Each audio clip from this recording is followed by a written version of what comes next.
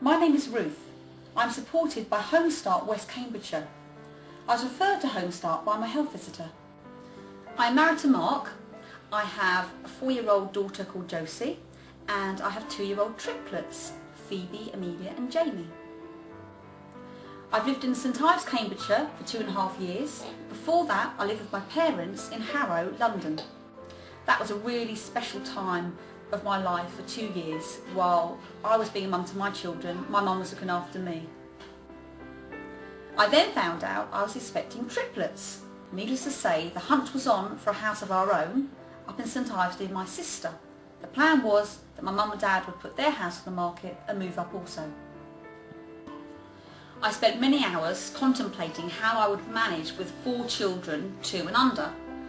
Bizarre thing, 3 babies all in one go, 3 high chairs all in a row, 3 little toddlers running around the house, triple buggy, and what about being out, all on reins, a bit like taking dogs for a walk. It was a bizarre and wonderful thing to be thinking about, but very daunting at the same time.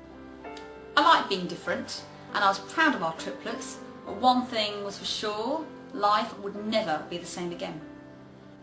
When I had the triplets, Phoebe and Amelia cried and cried, and as weeks went on, it became more and more difficult.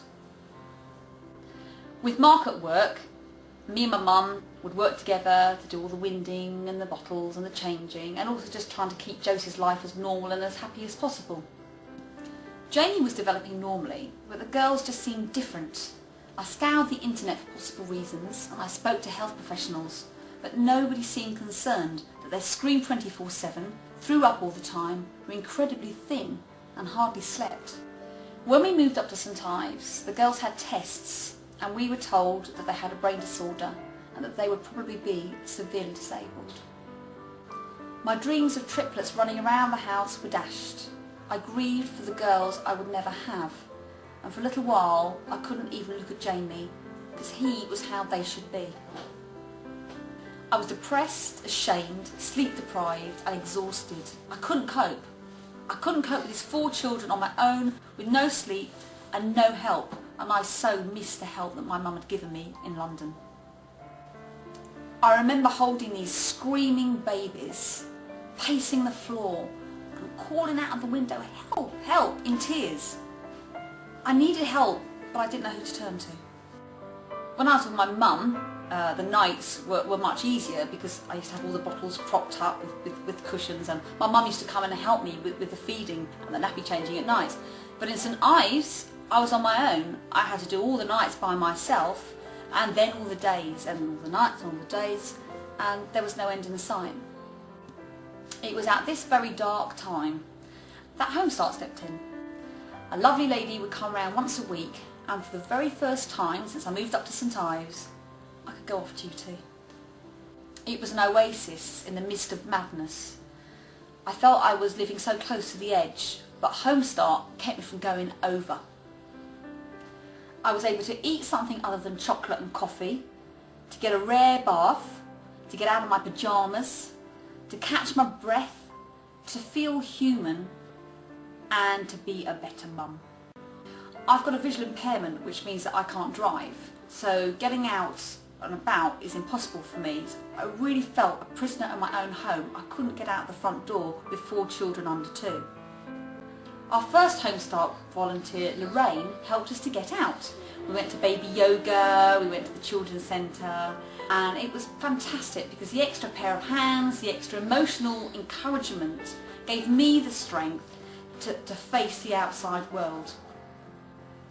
Mum and Dad sometimes came up, and I look forward to this more than anything. Dad had cancer, and he started spending more and more time in hospital, so we did actually wonder whether he would ever make it up here to live. Phoebe and Amelia have had many tests, but their condition still remains undiagnosed. They need to be fed via a tube as they cannot eat. They have little understanding or interest in the world.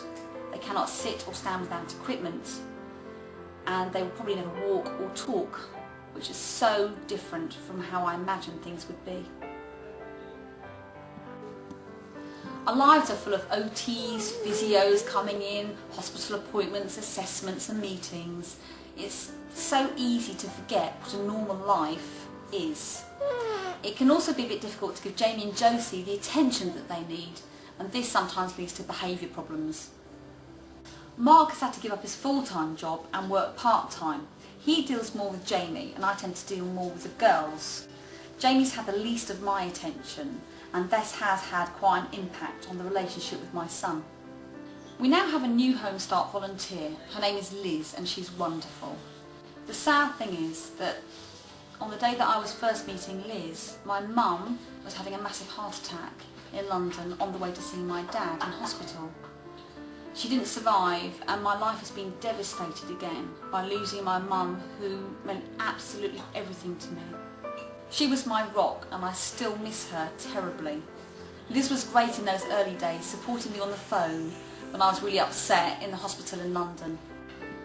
My dad, now very sick, had to come and live with us in St Ives. He lived with my sister, but during the day when my sister was at work he'd be with us. So in addition to all the children, we had my dad to look after as well. I cannot replace my mum, but Liz is a sort of mother figure to me. She's helped me get out and about with the children, she's supported me in my bereavement, she's brilliant with Jamie and Josie, and most importantly, she's helped me get to know Jamie. I've never had the opportunity just to focus on him before. I'm building my relationship with my son and things are going from strength to strength. Having Home Start has been a lifeline for our family. Knowing that someone is committed to helping us is invaluable. It is having stability in a chaotic and very difficult situation. Sadly, my dad also passed away a few months later, but Home Start continued to offer emotional and practical support. Just to know that we matter to somebody has helped our family and many other families, so thank you, Home Start.